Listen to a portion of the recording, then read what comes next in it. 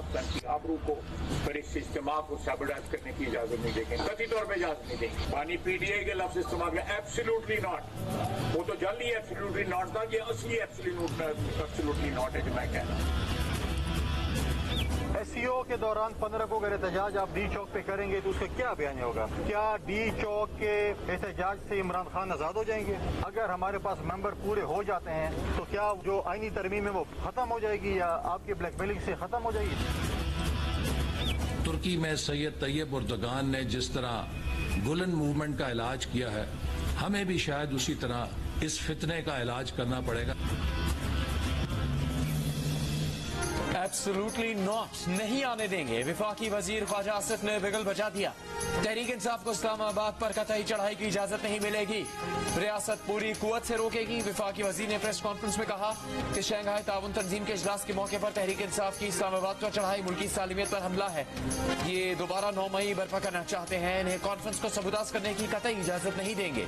वफाकी वजीर एहसन इकबाल ने कहा तहरीक इंतशार ने 15 अक्टूबर को मुजाहरे की कॉल दी। कराची की दहशतगर्दी और PTI के एहतजाज की कॉल में ममासलत है।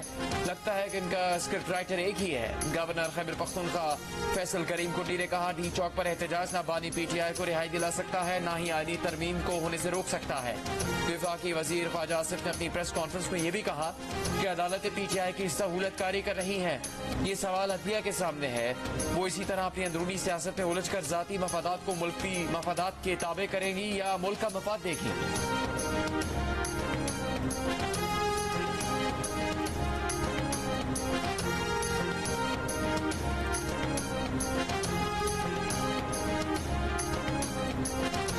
अदालतों को ये नजर नहीं आ रहा है ये क्या कर रहा है वफाकी हुकूमत के साथ और पाकिस्तान की सालमियत के साथ। अगर वो अपनी अंदरूनी जो है सियासत में उलझे रहेंगे और पाकिस्तान के मफादात, इस कौम के मफाद जो है अपनी सियासत के ताबे कर देंगे, फिर तारीख उनको किस तरह याद करेगी? एहतजाज तो होगा लेकिन हुकूमत के ऐलान ने तरमीम पर इत्तेफाक भी खतरे में डाल दिया है। तहरीक इंसाफ ने भी तुरप का पत्ता फेंक दिया। उमर अयूब कहते हैं एहतजाज रोके जाने से आईनी तरमीम पर पेशरफ्त मुश्किल हो गई है। एहतजाज करना आईनी हक है। हुकूमत ने फस्तायत की इंतहा कर दी है। कारकुनान का जीना दूभर कर रखा है।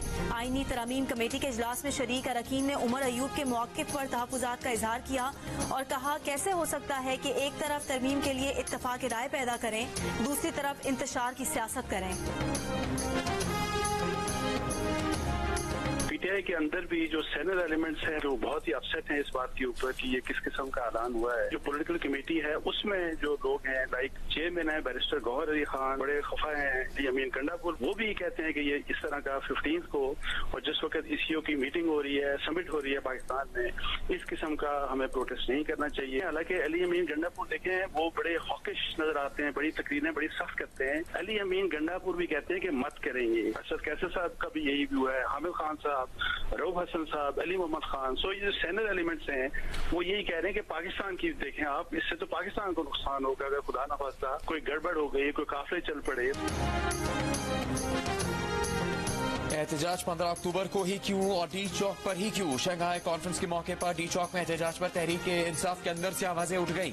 पार्टी की सीनियर लीडरशिप को शदीद तहफ़्फ़ुज़ात। वज़ीर आला खैबर पख्तूनख्वा अली यमीन गंडापुर भी कॉन्फ्रेंस के मौके पर एहतजाज के मुखालिफ।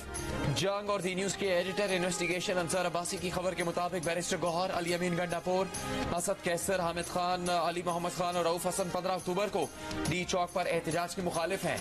सियासी कमेटी का इजलास तलब 15 अक्टूबर का एहतजाज कैंसिल करने पर गौर किया जाएगा। इन रहनुमाओं का मौक़िफ़ है कि 17 अक्टूबर के बाद तो एहतजाज की इजाजत मिल ही जाएगी। पार्टी में फैसला साजी पर इमरान खान से सीनियर लीडरशिप को वीटो पावर देने की बात भी होने लगी। दूसरी तरफ पार्टी में शहबाज गिल, हमाद अजहर, खालिद खुर्शीद और हाफिज फरहद ग्रुप 15 अक्टूबर को ही एहतजाज पर बज़िद। उमर अयूब पहले एहतजाज के मुखालिफ थे, बाद में हामी हो गए।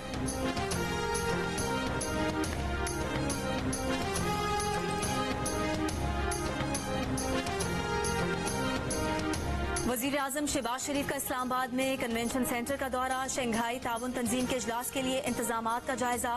वज़ीर आज़म को चेयरमैन CDA और वजारत खारजा के हुकाम की ब्रीफिंग। शंघाई ताउन तंजीम के सरबराही इजलास के लिए वफाकी दारुल हुकूमत में सजावट मुकम्मल। इंतजामात को हतमी शक्ल दे दी गई।